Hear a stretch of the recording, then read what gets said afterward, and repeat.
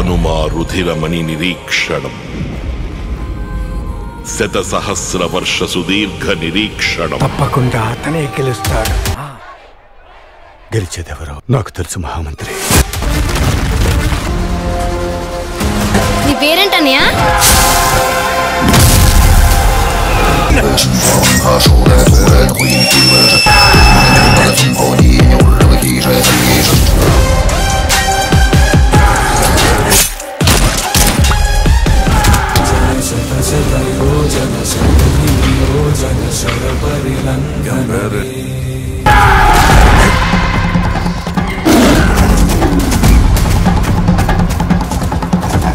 చిన్న సినిమాగా వచ్చిన హనుమాన్ ఇప్పుడు ప్రపంచవ్యాప్తంగా తన సత్తాను చాటుతుంది. అయితే ఈ సినిమాతో ప్రశాంత్ వర్మ ప్రపంచవ్యాప్తంగా పాపులర్ అయిపోయాడు.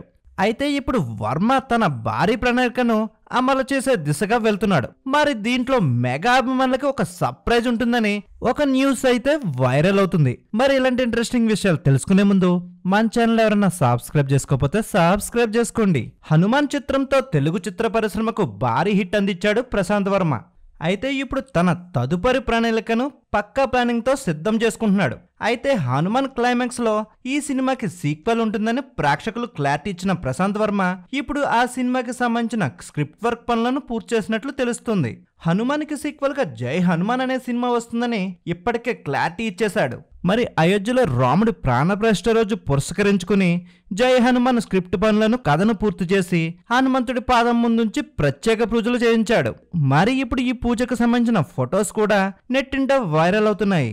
ఇదిలా ఉంటే ఈ సినిమాకి సంబంధించిన భారీ కాస్టింగ్ ను కూడా ఎంపిక చేసినట్లు తెలుస్తుంది.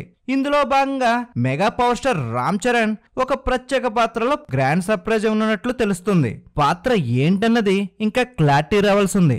అయితే రామ్ చరణ్ జై హనుమాన్ లో ఉన్నట్లు తెలియగానే ఆ సినిమాపై భారీ అంచనాలు నెలకొన్నాయి.